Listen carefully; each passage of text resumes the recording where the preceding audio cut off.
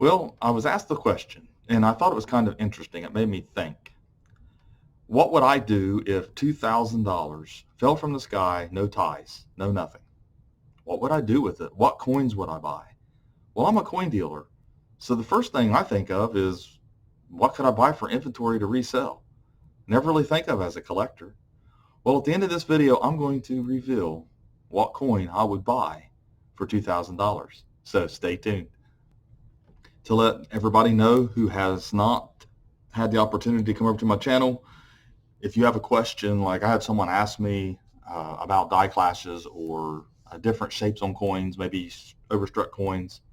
So if you come over to my channel and you go to this little search glass here and you type in something, let's say shape on coin. Just for instance, just see if there's anything that would show, well, here's UFOs on coins. Okay, so you can check that out. So let's say, die clash. So you come over here and you can take a look at videos that are related to that. And maybe the title doesn't exactly have die clash in it, but yet it'll be covered in the video, or at least it's going to be mentioned, something that might help you out.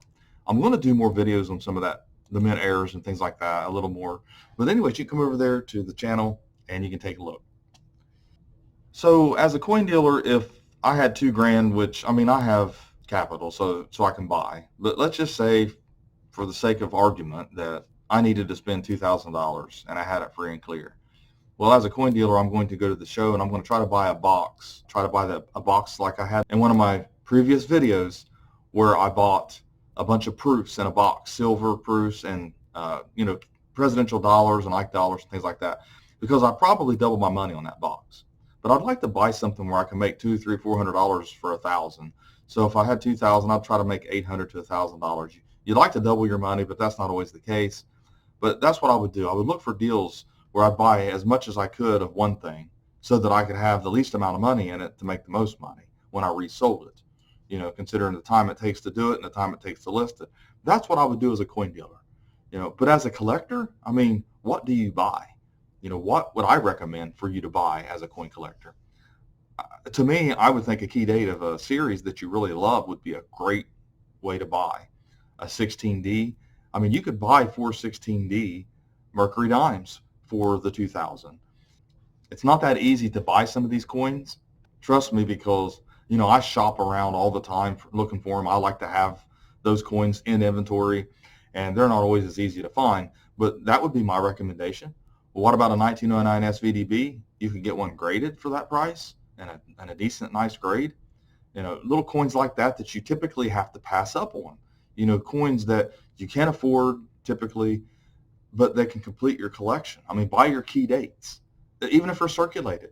I had someone else ask me, they were completing collections and they had their Washington Quarter collection completed, except for the 32 DNS. Why wouldn't you buy those coins? You can get both of those coins for less than $150 if you get a good deal, and you can find them maybe even cheaper than that. Why not buy the better coins? Then you got a complete set. Your complete set's worth more with the key dates than it is without the key dates. But then maybe let's get a little more creative, or at least let's put a little more thought into this. Okay, so you can buy your key dates if you want to. That's great.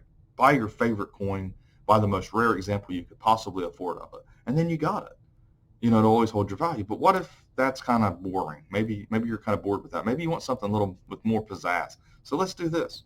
Come over here to Heritage and buy you a 1936 proof.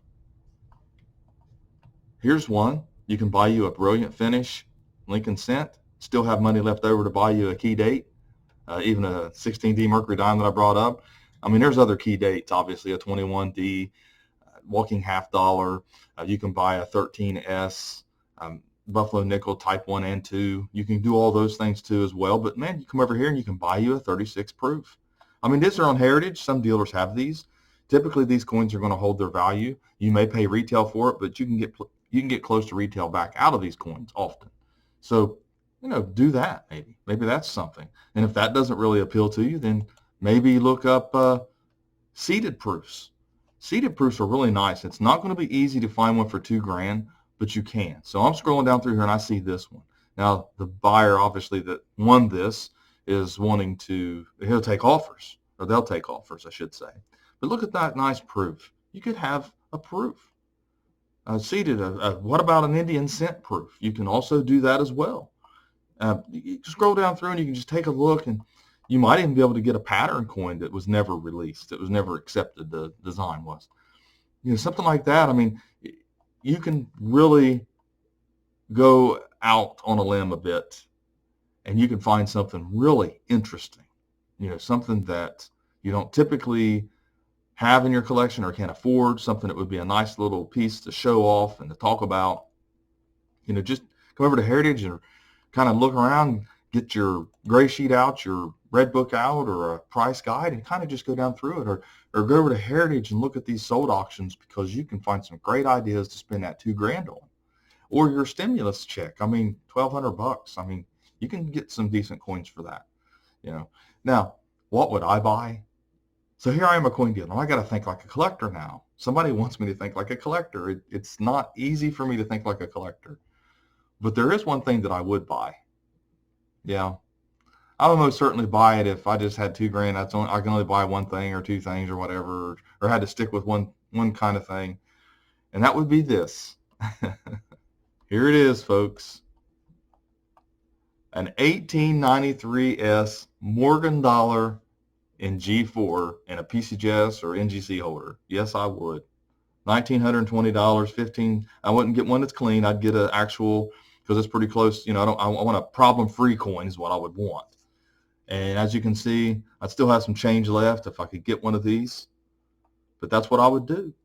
I'd call around, I'd find me one. And I'd have one of those iconic 1893S Morgan dollars, because I think that if you have a chance and you're a collector, buy you one of those iconic key dates, or buy you a nice proof coin that you could typically not afford to buy, and have fun with it. I mean, you could show that off. How many people would, look what I got. I got this 93S, or how to watch who you show it to, but at the coin club. I mean, go to even at a coin show. Look at this nice proof I got. Something that you could be proud of. Something that you typically would have to pass up when you're walking along the dealer tables. But, that's what I would do. So hopefully that helps you answer your question. Maybe it gives you a few pointers on what to do with maybe some extra money. Everybody gets a tax return every year. Some people try to buy loads of silver. That's great if that's what you love to do. But, this is an alternate way to buy. So thanks for watching my latest video, and have a great day.